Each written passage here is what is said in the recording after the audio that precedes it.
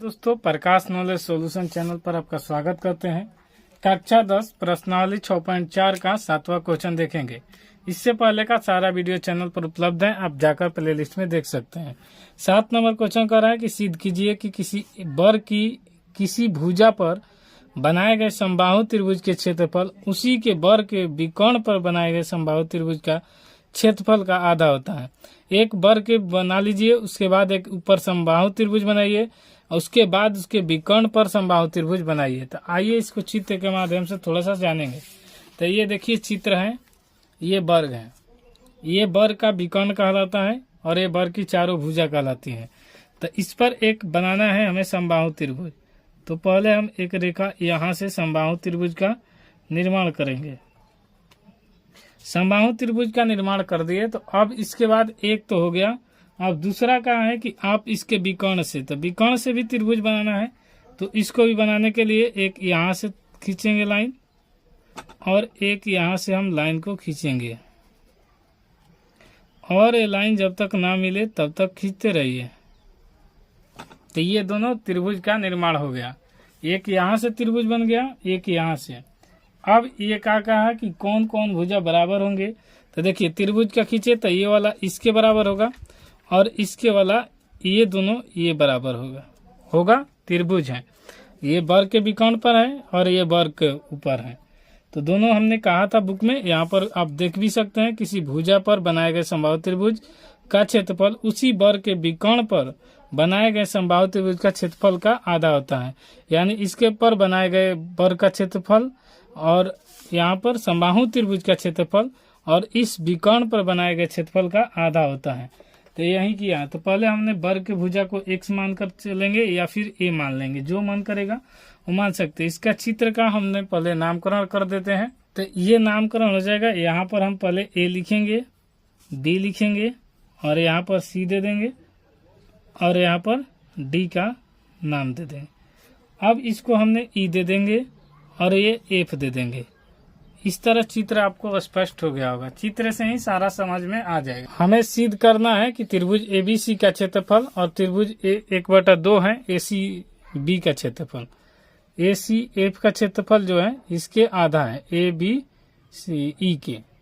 तो यहाँ पर लिख लेंगे ABE का क्षेत्रफल ABC, यहाँ पर E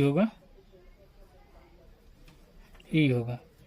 अब उसके बाद हमने बर का माना कि बर की भुजा x मान लेंगे। तो यहाँ लिखेंगे बर की भुजा बराबर x, बर की भुजा बराबर a मान लेंगे या फिर x मानेंगे, a मान लेते हैं।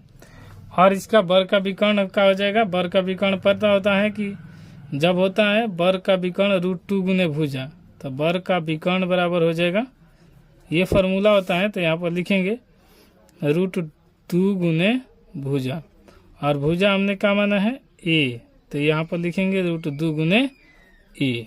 ये हो गया बर की भुजा। और इसके बाद समबाहु त्रिभुज का क्षेत्रफल, ये चित्र देख लीजिएगा, चित्र कोई दिक्कत हो तो पूछ लीजिएगा। कह रहा है समबाहु त्रिभुज का क्षेत्रफल। समबाहु त्रिभुज का क्षेत्रफल क्या होता है √3/4 भुजा स्क्वायर। समबाहु त्रिभुज का क्षेत्रफल होगा √3/4 भुजा स्क्वायर, यानी √3/4 भुजा स्क्वायर। तो त्रिभुज ABE का लिखेंगे, त्रिभुज ABE का क्षेत्रफल, E का क्षेत्रफल। तो यहाँ पर हो जाएगा √3/4 इंटू हो जाएगा 1 बार a, तो यहाँ पर a स्क्वायर पहला का लिए है। तो यहाँ पर ये समीकरण 1 दे देंगे नाम इसका। अब दूसरा निकालेंगे ACF का, त्रिभुज ACF का क्षेत्रफल। ACF का क्षेत्रफल निकालेंगे तो यहाँ पर हमने a रख लिया है इसका, तो अब इसका रखेंगे तो ये हो जाएगा a√2। यहाँ पर गुना करेंगे तो a√2 आ जाएगा या फिर √2 गुने a आ जाएगा। तो यहाँ पर 3/4 भुजा के जगह a√2, तो यहाँ पर लिख लेंगे √2 गुने a के स्क्वायर। अब ये दोनों को कर लेंगे 1 और 2, इसको 2 मान लेते हैं, समीकरण 2। और समीकरण 1 को समीकरण 2 से भाग देने पर लिख लेते हैं यहाँ पर। तो हमने लिख लिया समीकरण 1 को समीकरण 2 से भाग देने पर। तो समीकरण 1 में आया है एरिया ऑफ त्रिभुज एबीसी का क्षेत्रफल। तो त्रिभुज एबीसी का क्षेत्रफल बटा में हो जाएगा त्रिभुज AB का क्षेत्रफल बटा में हो जाएगा ACE का क्षेत्रफल। समीकरण 1 में आया है, समीकरण 2 में आया है।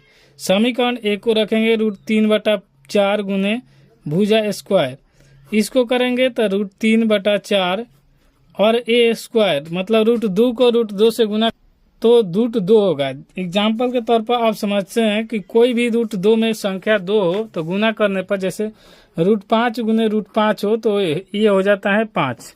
तो इसी प्रकार √2 तो यहाँ पर लिखेंगे √2 गुने √2 है तो ये 2 हो जाएगा और a स्क्वायर हो जाएगा।